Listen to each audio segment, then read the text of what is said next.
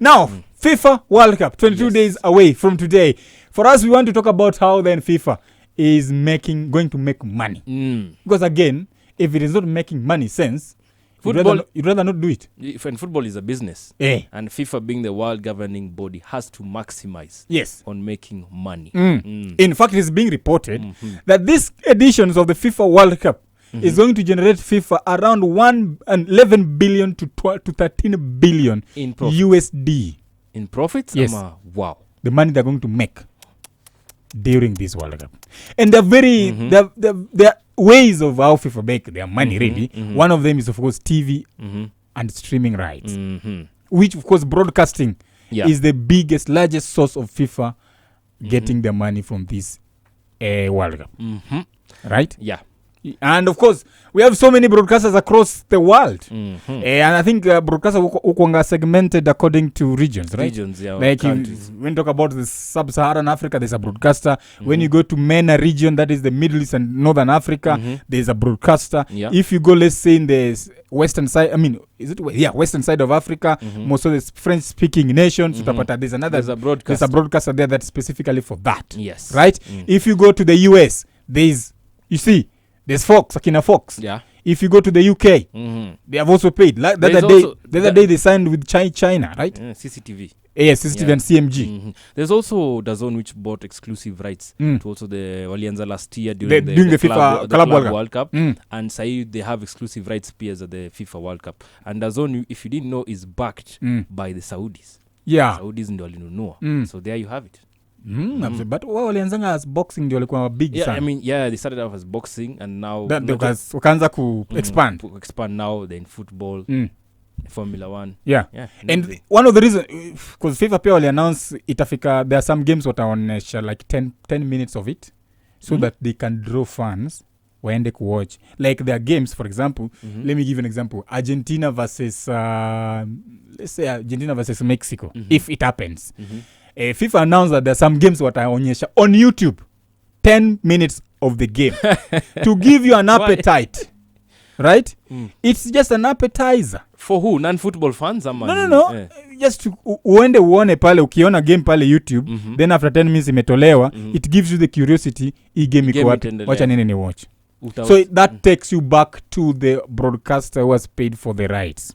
Okay. For example, in our region, let me go and subscribe. Yes. It can give you, it can draw you to go and subscribe, right? Let's say you're watching it on FIFA Plus on YouTube. Yes. Then after 10 minutes imekatwa and it was a good game, you're a fan of Germany. Germany ilikuwa inapeleka Argentina vibaya. Na umepewa appetizer of 10 minutes unasema, wacha nilipie niende nione full match. So that's one of the reasons why. And they're also targeting the young generation like Louis Muhana. Crazy business, People no longer watch big screens, but watch on their phones. On their phones and everything. So that is broadcast, where they have segmented different parts of the world. If you go to India, there's a broadcaster. China, tumesema CCTV and CMG. By the way, story ya FIFA na China kuliendaje na India? Because I think FIFA wanted was it over $100 million? Then of course they agreed to 60.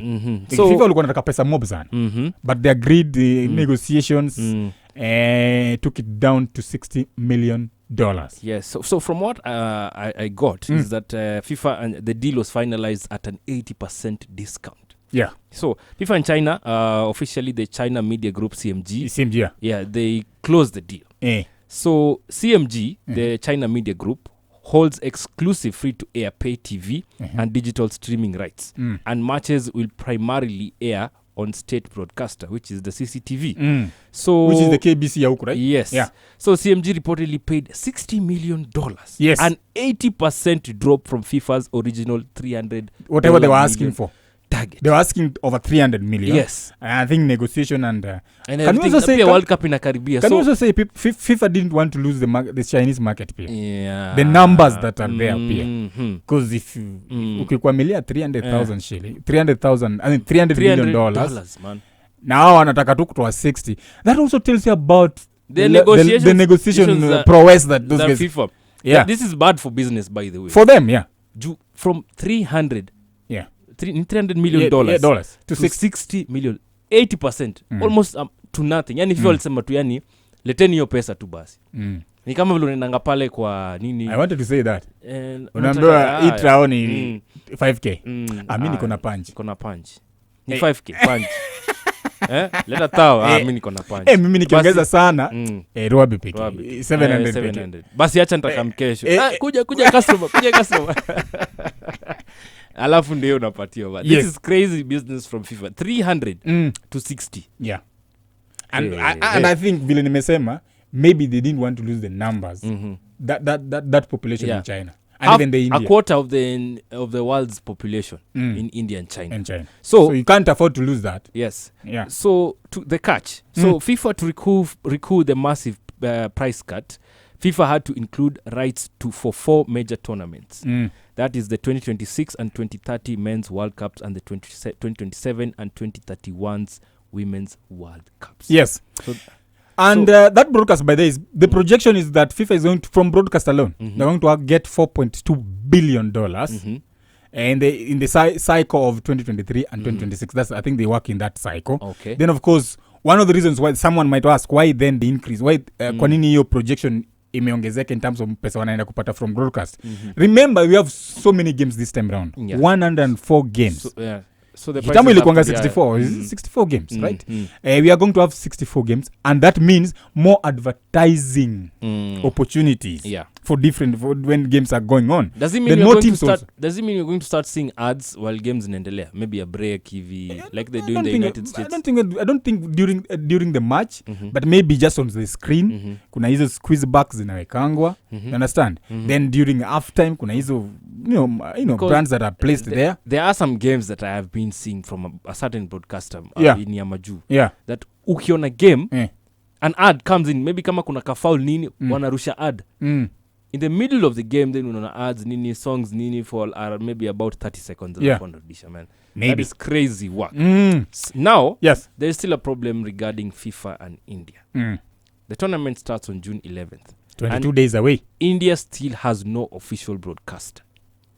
So who's going to lose out? Is it the Indian population ama FIFA? Everyone loses here. FIFA ina lose though. The Indian population lose on the World Cup on a like a standard place of watching the World Cup. Yeah. Because here FIFA initially wanted $100 million. Yes, for the region. Eventually slashing its asking price down to $35 million.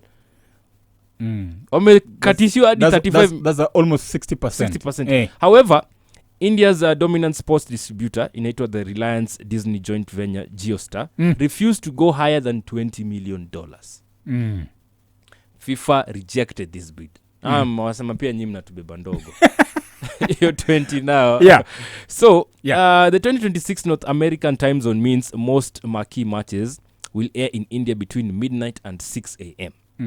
While private networks like Sony and Geostar India argue they cannot recover costs through advertising revenue during those hours. Hawa wanaona games between 12 a.m. and 6 a.m. So, hiyo ndo tumelipa FIFA, we cannot recover it through advertising because no one would be watching TV at these times. Yes. So, especially in a market where corporate ad spend is heavily monopolized by cricket. Alafu anasema football isn't so even bigger. They want to go and compete against cricket. We cannot compete against cricket. It's the national sport. Alafu game natuletea ni usiku. So even placing advertisement there inakuwa ngumu sana. And now FIFA media officials have physically flown to India for emergency for diplomacy, last minute negotiations. Yes. So if private networks refuse to cave in, a petition held in the Delhi High Court is demanding that the government force state-run public broadcaster, which is Preza Birhati or of DD Sports, to take over the rights to prevent a total blackout. Yes. Or alternatively, a digital-first compromise via platforms like YouTube Premium or Amazon remains a late possibility. Absolutely. Yes. And the numbers in India, itabidi tu, I think they'll get to an agreement between FIFA and, of course, Indian authorities to make sure that the people of India also get to enjoy. Do you think they should compromise? Because, the Indians have a valid point. Games go between 12 a.m. and 6 a.m. Why should we pay 100 million? I think ingekuwa hata Kenya pia ingekuwa more or less the same if you are to argue like that. No, because if you want to place your advertisement, unaeka advertisement sangapi? Hata huyo the brand that wants to place the advertisement at that particular time, anaweza sema not so many people will be watching. Watu watakuwa melala, right? But Kenya kuna games zingine zitakuwa at 8 p.m. How sure are you that people are going to watch them? Kenyans won't watch a match at 8 p.m. I mean, we in the 2014 World Cup, we used to wake up even at 1 a.m. to watch. But selected games. I remember I woke up for Germany versus Brazil. That's 7-1 thumping. Yeah. But, but ilikuwa usiku wa manane. You have to wake up, but zingine unasemanga nitapata results kesho. Now, apart from broadcasting, as one of the ways that FIFA gets the money, another one is the sponsorship and the marketing deals. Right now, I think they have partnered with the different airlines. They have soft drinks, of course, the sportswear, financial services. Kuna tech companies also involved, and even energy farms. And there are so many.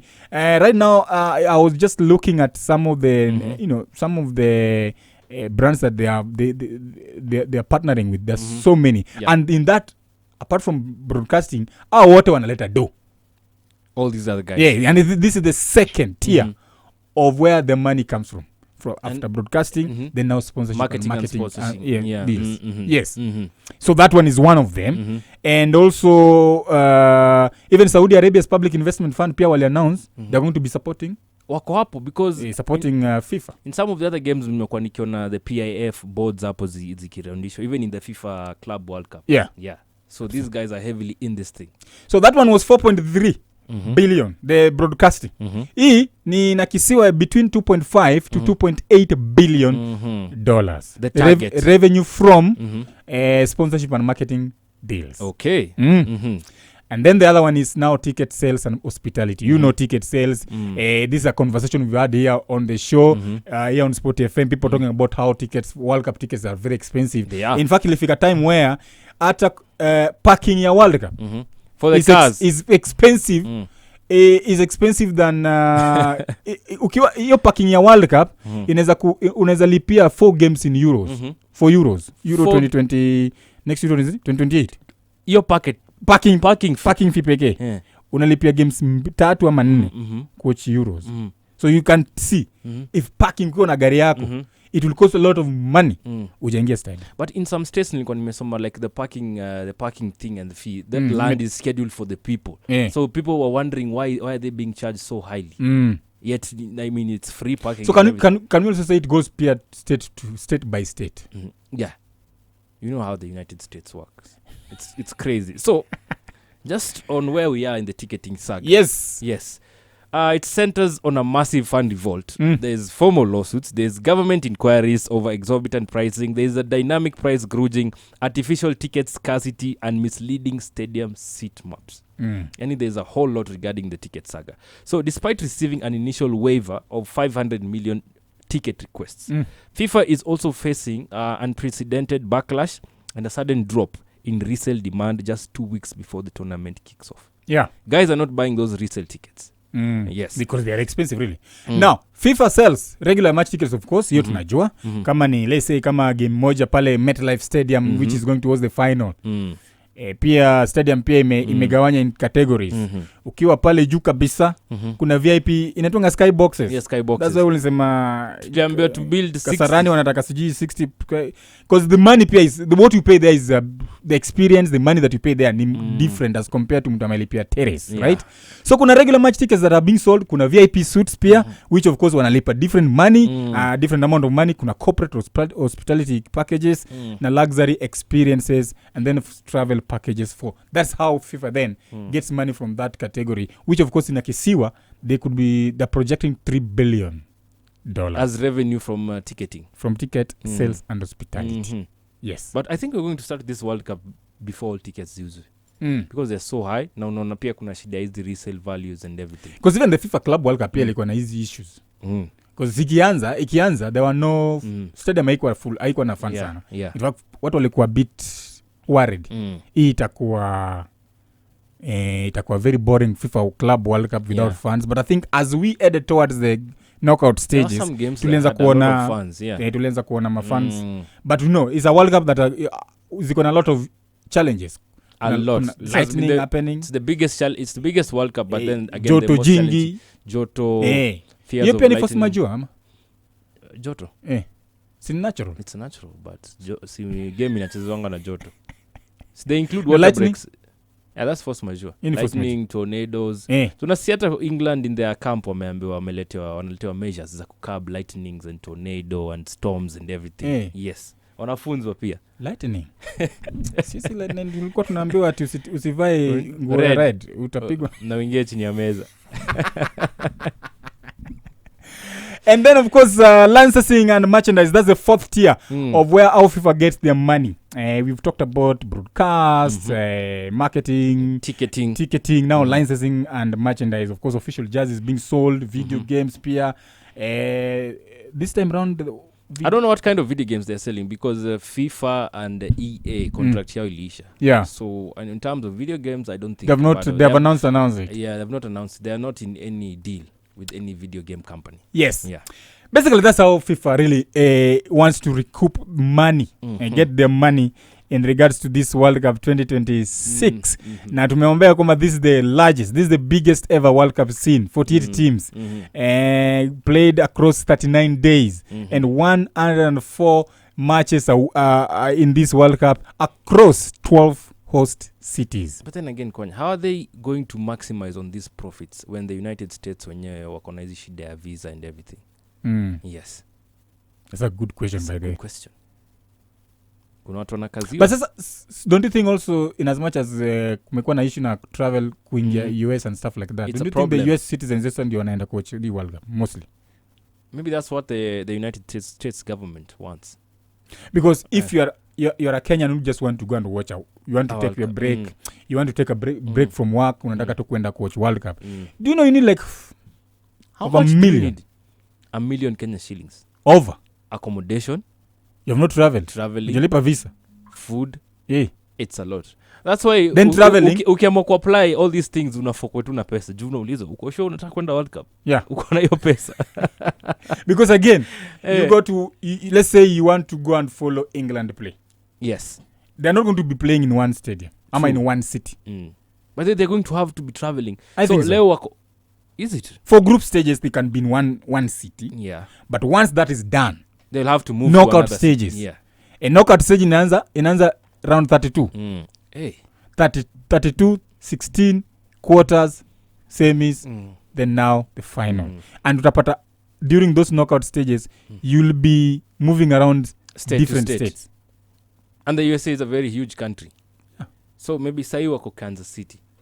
Watoke Kansas City maybe. Last 32 waende hata Mexico. Waende LA. Ama even Mexico. That's another country or even Canada. Yeah. So traveling, you have to put all those together to make sure. So I think it's a very expensive World Cup for common football fan. For the common mwananchi. Vile tunasemanga common mwananchi here. It's a very expensive World Cup for common mwananchi. For the common man. Yani it's not a World Cup for the common man. Hii ni World Cup ya watu wako na pesa. Do you think kuna Mkenya atatoka tu hapa ende? Kenya wako na pesa. Tunaona watu wana complain nini but whenever an artist jets into the country, Chris Brown achikam, people will pay 10,000 yeah. 10,000 20,000 to go and see him. So I mean you'll find some Kenyans there just watching the World Cup. Au unashindwa hii pesa wanatoa. Utaona flag ya Kenya. Utashangaa. Lakini pengine ni Mkenya anaishi huko. Utapata vile wengine wa travel. Don't underrate Kenyans man.